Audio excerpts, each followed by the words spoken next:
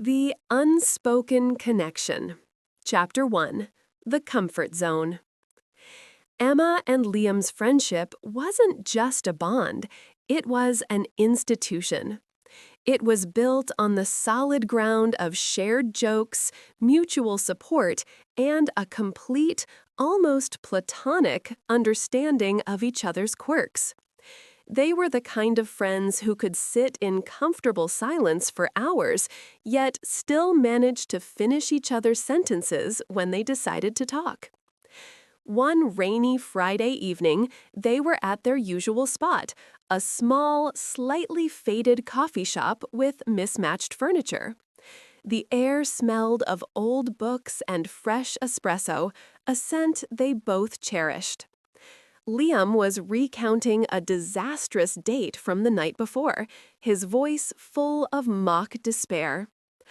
"Honestly, Emma," he sighed, stirring his cappuccino, "she was lovely, absolutely reliable, but she used the phrase live, laugh, love unironically 3 times. I almost tipped the table."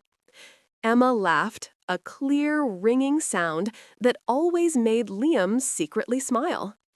"Oh, Liam, you scrutinize everyone. Maybe you need to lower your standards. You're looking for a mythical creature."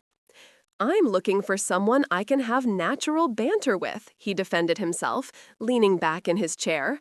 "Someone who challenges me. Like you." Emma rolled her eyes, but a subtle warmth spread across her chest. "That's because we're different species, Liam. We're the perfect companion team, the skeptic and the eternal optimist.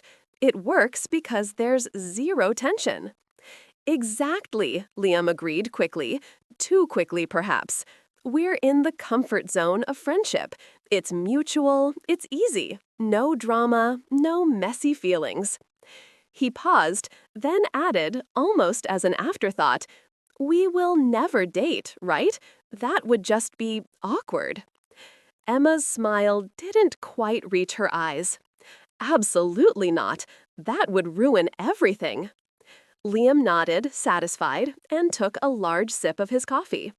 The clock on the wall read 9:30 p.m. The conversation drifted to their upcoming work deadlines. Emma confessed she was feeling overwhelmed by a new project proposal. Liam, ever the supportive friend, immediately started brainstorming solutions. It was in these moments of natural teamwork that their bond truly shone. As they were leaving, the cafe owner handed Emma a small, peculiar folded note that had apparently been left on her chair. "Did you drop this, dear?" the owner asked. Emma unfolded the note. It was not a message, but a single, carefully drawn, intricate labyrinth. She frowned, confused, then shrugged, slipping it into her pocket. "Probably some kid's drawing," she said to Liam. "Come on, let's go." They walked out into the cool, damp night. Liam opened his car door for her, a familiar, easy gesture. Elias closed the chapter in his mind. They were safe in the comfort zone. But comfort zones are designed to be temporary. Emma waved goodbye, walking up her driveway. Liam drove off, convinced their relationship was purely platonic. Yet, as he rounded the corner, he glanced in his rearview mirror and saw Emma standing still, staring at the front door of her house, not walking in. Why? Because the front door was slightly ajar, and a shadow was moving inside. A shadow that was not hers. Chapter 2. The Subtle Shift. Liam couldn't shake the image of Emma at her front door. It felt unsettling. He called her immediately, but she didn't pick up. He tried again. No answer. His internal skeptic told him to be dismissive. It was probably just the wind, or she was already busy inside. But the image lingered. The next day, Liam arranged to meet Emma for lunch, under the vague pretext of needing her help with a complicated work issue. When he saw her, she seemed perfectly fine, perhaps a little distracted. "Everything all right last night?" he asked, trying to sound casual. I drove by and your door was open. Made me wonder. Emma stiffened almost imperceptibly. Oh, that, yeah. The lock is just a bit faulty. I need to get it fixed. Nothing to worry about. She quickly changed the subject, too quickly, to his new car. Liam decided not to confront her, but the shift in their dynamic was subtle yet palpable. He noticed things he'd never seen before. The way her hair fell when she laughed, the little frown she made when she was concentrating. He felt a sudden, sharp need to protect her, a feeling far beyond mere friendship. That afternoon, at a mutual friend's engagement party, the shift became undeniable. Emma was talking animatedly to Mark, a colleague of hers, tall, successful, and clearly interested in her. They were engaged in intense, flirtatious banter. Liam watched from across the room, feeling a strange mix of resentment and apprehension. Why is he looking at her like that? Why is she laughing so hard at his average joke? His typical easygoing mood was replaced by a simmering tension. He felt vulnerable for the first time in years. This wasn't about losing a friend. It was about the potential loss of something he hadn't yet named. He had always taken Emma's presence for granted. Later, Emma joined him. "Mark's nice, isn't he? He's asked me out." Liam's heart sank, but he forced a smile. "He is. You should go. He seems reliable." "I don't know," she contemplated, tracing the rim of her glass. "He's just not you." The air crackled with unspoken thoughts. Liam wanted to grab her hand, tell her not to go, tell her he couldn't stand the thought of her with anyone else. Instead, he said the most neutral thing he could think of.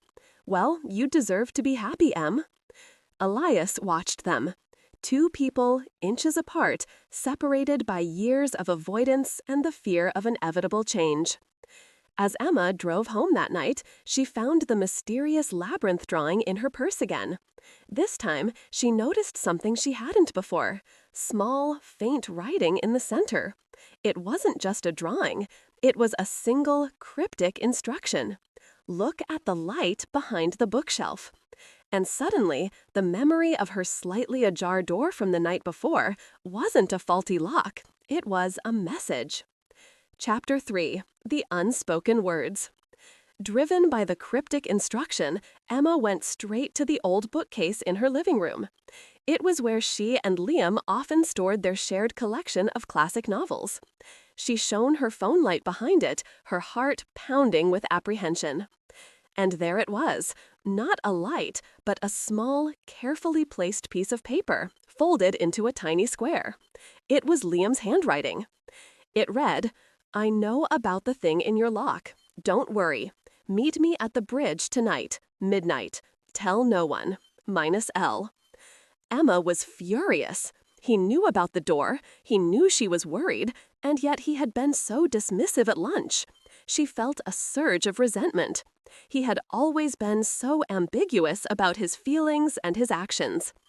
At midnight, the bridge was shrouded in fog, and the air was cold. Liam was already there, pacing. "What is this, Liam?" Emma asked, her voice sharp with anger. "Why the secrecy? Why the vague messages? Why did you lie about the door being just a faulty lock?" Liam sighed, running a hand through his hair. "I didn't lie, not exactly. I was trying to protect you. I noticed the shadow too. I checked the door after I dropped you off. It was a simple deduction that someone was trying to warn you about something, maybe scare you off." "Protect me?" Emma's voice cracked. "Liam, we're supposed to be partners. I hate the avoidance and the secrets. It makes our friendship feel so fragile." "Our friendship is fragile, Em," he confessed, his voice low. "It has been ever since Mark showed up. If I were honest with you, if I didn't deflect your questions, I would have to confess something that could ruin everything. Do you understand?" "Try me," she challenged, stepping closer. "I can't," he insisted. "Not yet. It's too important, too crucial. If I say it, there's no going back." Elias watched the two of them circle each other, two orbiting planets about to collide. The words were ready to spill, held back only the fear of consequence. Emma looked away, frustration and confusion warring in her eyes. "Fine, Liam. Keep your secrets." She started to walk away. But then Liam reached into his jacket and pulled out something that stopped her dead in her tracks. A thin, yellowed envelope sealed with wax, addressed to her. "This," he said, his voice heavy with sincerity, "is what I've been hiding. It's a letter I wrote 5 years ago, and it explains everything." Chapter 4. A Leap of Faith. The envelope felt heavy in Emma's hands, a literal and emotional weight. It was a letter Liam had written after a terrifying car accident they had been in 5 years ago, a moment of near loss that was the true origin of his deeply hidden feelings. The letter was full of conviction, detailing his immediate realization that his life would be